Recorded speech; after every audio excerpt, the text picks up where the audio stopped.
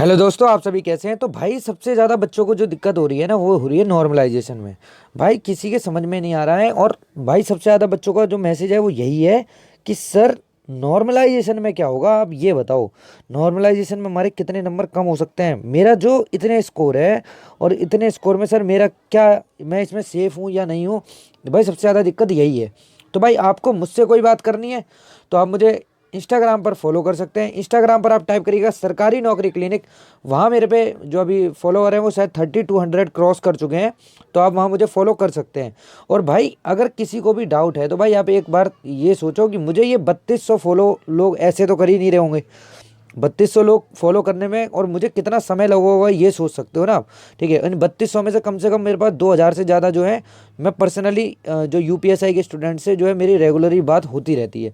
ठीक है, बाकी तो अदर एग्ज़ाम की जो तैयारी कर रहे हैं वो भी हैं। ठीक है, तो भाई सीधा मेरा यही कहना है कि अब नॉर्मलाइजेशन पे हम कैसे बात करेंगे, और मैं नॉर्मलाइजेशन को आपको ना प्रूफ के साथ दिखाऊंगा कि नॉर्मलाइजेशन करता क्या है। ठीक है भाई, देखो मैंने आपको यूपीएसआई के रिजल्ट दिखाए थे कि यूपीएसआई के रिजल्ट में नॉर्मलाइजेशन कैसे होता है। एक बार आपको मैं पहले यूपीएसआई के रिजल्ट दिखाता हूँ, फिर दिखाता हूँ कि एनटीपीसी में क्या हुआ था। चलो आज पहले एनटीपीसी दिखाता हूँ कि भाई देखो यहाँ पर ये बच्चा था, इसने क्या करा था, जो है 99 जो क्वेश्चन है वो इसने अटेम्प्ट किए थे। कितने क्वेश्चन अटेम्प्ट किए थे। देन आप पहले ये वाला देखो, आप पहले ये वाला रिजल्ट देखो, आपके जब समझ में आएगा। इस बच्चे ने क्या करा, एक क्वेश्चन को इग्नोर किया। टोटल 100 क्वेश्चन थे, एक क्वेश्चन इसने इग्नोर कर दिया। देन 99 क्वेश्चन इसके वैलिड क्वेश्चन थे, या इग्नोर क्वेश्चन नहीं हो सकता है, ये गलत क्वेश्चन हो सकता है। जो भी है मैं आपको ये दिखाता हूँ। मैं इसने जो क्वेश्चन अटेम्प्ट किए थे वो थे 52, मतलब इसने 52 क्वेश्चन एग्जाम में किए थे। इसका करेक्ट आंसर कितने का हुआ, इसका करेक्ट आंसर हुआ था ओनली 15 क्वेश्चन का। भाई नेगेटिव मार्किंग थी। देन इनकरेक्ट क्वेश्चन कितने हुए इसके 36। तो माइनस मार्किंग की वजह से क्या हुआ, इसके जो है सिर्फ 3 नंबर जो है बिल्कुल वैलिड जो रॉ मार्क्स थे इसके वो बचे। भाई 100 क्वेश्चन का जो पेपर था उसमें सिर्फ इसके 3 नंबर आए। पर नॉर्मलाइजेशन ने बच्चों क्या किया, यहां देखो नॉर्मलाइजेशन स्कोर इसका देखोगे तो आप इसकी आंखें फटी रह जाएंगी आप लोगों की। जिस बच्चे के सिर्फ पेपर में 3 नंबर बनने थे उसके नॉर्मलाइजेशन में नंबर कितने बढ़े, यहां देखो +25.81729, मतलब लगभग 25 नंबर इसे बोल सकते हैं मोटा मोटा। 25 नंबर उस बच्चे के बढ़ गए जिसने पेपर में, जिसके सिर्फ जो उसका रॉ स्कोर था, देन उसने सिर्फ 100 नंबर को नंबर में से उसके 3 नंबर आए थे, उसके प्लस हो गए कितने हो गए 25 हो गए। और इसके बाद इसका टोटल स्कोर बन गया 28। देखो बच्चों, जिसको विश्वास नहीं हो वो ये देख ले। रिजल्ट जो है मैं अपने टेलीग्राम ग्रुप पर डाल दूंगा, आप सरकारी नौकरी क्लिनिक टाइप करिएगा टेलीग्राम पर, देन आप वहां मुझे फॉलो कर लीजिएगा। ठीक है, तो भाई यहां आप देखोगे तो इसके 3 नंबर से 28 नंबर हो गए। कितने नंबर हुए, 3 नंबर से 28 नंबर हुए, आप ये देखो। तो भाई ये जो है short listed for second stage examination में जो है इसे नो कर दिया गया है यहाँ पर। भाई पर मैं जो दिखाना चाहता था वो था नॉर्मलाइजेशन। नॉर्मलाइजेशन ने 3 नंबर वाले के कर दिया 28 नंबर। ठीक है, इस बच्चे ने 52 क्वेश्चन अटेम्प्ट किए थे, 15 ठीक हुए थे। बट 15 ठीक होने के बाद 15 के नंबर इसे क्यों नहीं मिले, क्योंकि भाई इसने जो है यहाँ पर था नेगेटिव मार्किंग, मतलब -2 मतलब 0.25 की शायद नेगेटिव मार्किंग थी। उसकी वजह से इसके जो है ये 36 क्वेश्चन जो गलत हुए थे इसके नंबर कट गए। इसके नंबर बचे थे ओनली 3 नंबर में 25 नंबर जो है प्लस हुए, 28 नंबर इसके बन गए। ये आप देखिए बच्चों दूसरा रिजल्ट। यहां पर जो है 100 क्वेश्चन टोटल थे, 99 वैलिड क्वेश्चन थे। इसने अटेम्प्ट किए 93 क्वेश्चन, मतलब 93 इसने क्वेश्चन अटेम्प्ट किए, जिसमें इसके 77 क्वेश्चन बिल्कुल ठीक थे, 77 क्वेश्चन बिल्कुल ठीक थे। ठीक है बच्चों, 15 क्वेश्चन गलत हुए। अब इसके नंबर तो यहाँ बनने चाहिए थे 77, पर नंबर इसके बने कितने 72। 72 क्यों बने, इसने जो यहाँ पर क्वेश्चन गलत किए कितने 15, इन 15 क्वेश्चनों के नंबर घटे। अब 15 के नंबर कितने घटेंगे तो आप जोड़िएगा 3.75, शायद लगभग 4 नंबर के आसपास बनेगा, पर यहाँ पर 5 नंबर के आसपास कम हुए हैं। तो भाई इसके बाद मैं दिखाता हूँ इसका आपको नॉर्मलाइजेशन का स्कोर। नॉर्मलाइजेशन का आप स्कोर देखोगे तब आपकी आंखें जो है उस पर चार चांद लग जाएंगे। यहाँ पर देखना लगभग 21 नंबर इस बच्चे के बढ़े हैं। तो भाई पहले तो ये दिमाग से निकाल दो कि किसी बच्चे का अगर स्कोर कम है तो उसे नॉर्मलाइजेशन नहीं मिलेगा। मतलब जिस बच्चे के 3 नंबर है उसके हुए 28, और जिस बच्चे के नंबर है 72 इसके हुए 73 और 93। तो भाई मेरा कहने का मतलब क्या है, नॉर्मलाइजेशन आपके जो है, नॉर्मलाइजेशन को आपके रॉ मार्क्स से कोई मतलब नहीं है। जो आपके मार्क्स आंसर की में आए हैं उस मार्क्स से नॉर्मलाइजेशन को कोई मतलब नहीं है।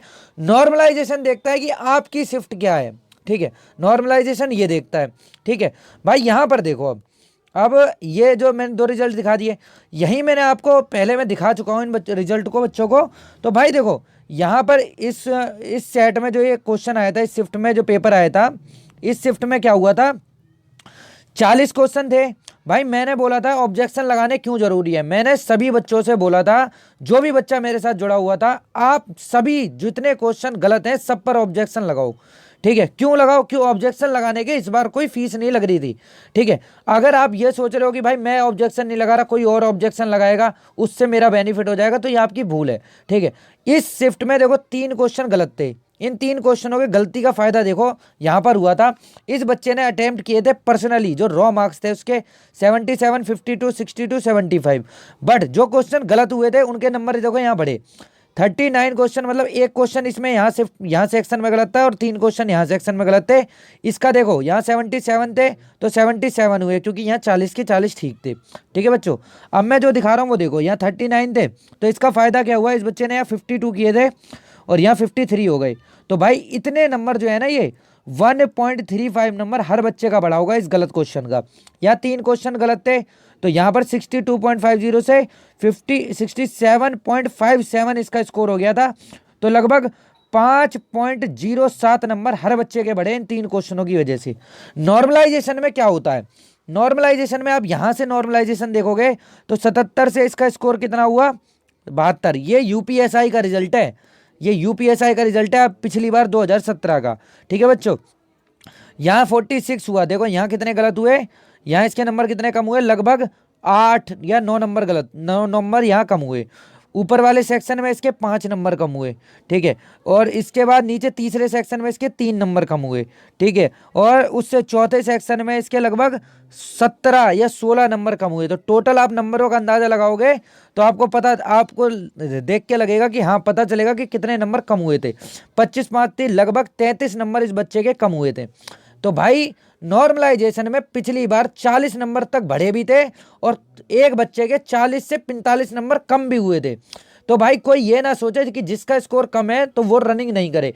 मैं आपको बताऊंगा कितने स्कोर पे आपको रनिंग करनी है, ये रिजल्ट भी मैं पहले आपको दिखा चुका हूं और मेरे टेलीग्राम ग्रुप पर ये पड़ा हुआ है। जो बच्चे ने ज्वाइन नहीं किया वो ज्वाइन कर ले, जिसको मुझसे डायरेक्ट बात करनी है वो मुझे इंस्टाग्राम पर फॉलो कर ले। तो भाई ये तो हो गई रिजल्ट की बात।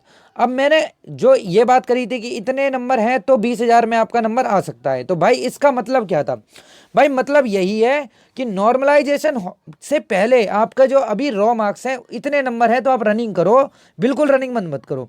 मतलब जर्नल में जो है आपके 105 नंबर है, आप रनिंग बिल्कुल बंद मत करो, चाहे डीवीपीएसटी आपका इलेक्शन के बाद हो, अप्रैल में हो, मई में हो, आप रनिंग करते रहो, ठीक है। आपकी रनिंग कंप्लीट हो गई, आपकी टाइमिंग अच्छी आ रही है तो आप हफ्ते में 3 दिन रनिंग करो, बट रनिंग करो। ईडब्ल्यूएस और ओबीसी, देन अगर आप 100 पे हो, आप 1-2 क्वेश्चन कम भी हो, जब भी रनिंग करो भाई 40 नंबर का फर्क बहुत बड़ी बात होती है। और अब कोई मूर्ख भी ये नहीं बोलेगा कि नॉर्मलाइजेशन 2016 की तरह नहीं होगा, क्योंकि भाई सुप्रीम कोर्ट से जो है परमिशन मिल गई है। डबल बेंच ने वो बिल जो है, मैं बिल कह रहा हूँ, डबल बेंच ने जो है वो याचिका जो है बिल्कुल गवर्नमेंट के पक्ष में दी है, भर्ती बोर्ड के पक्ष में दी है। तो भर्ती बोर्ड पे बिल्कुल वही नॉर्मलाइजेशन प्रोसेस अपनाएगा और अब कोई सुप्रीम कोर्ट क्या हाई कोर्ट नहीं जा सकता। अगर हाई कोर्ट जाएगा सुप्रीम कोर्ट का फैसला दिखा के उसे बाहर का रास्ता दिखा दिया जाएगा। मैं बता दूं SC ST में मैंने बता दिया था, ST में तो जो आप 80 के ऊपर हो सारे रनिंग करते रहो, 85 हो तो भी रनिंग करो। लड़कियों में अगर आपका स्कोर, सभी गर्ल्स को मैं बता दूं, जर्नल में अगर आप 85 के बाद हो तो रनिंग करो, करते रहो भाई, रनिंग में कुछ नहीं रखा, पर 90 से ऊपर वाले सभी रनिंग करो, ठीक है। आप अदर स्टेट से हो, कहीं से भी हो, यहाँ कोई मतलब नहीं है। अगर आप जर्नल में आ रहे हो तो आप सब बराबर हो, यहाँ पर किसी को कोटा नहीं है, ठीक है। ओबीसी को मैंने बता दिया था 90 स्कोर।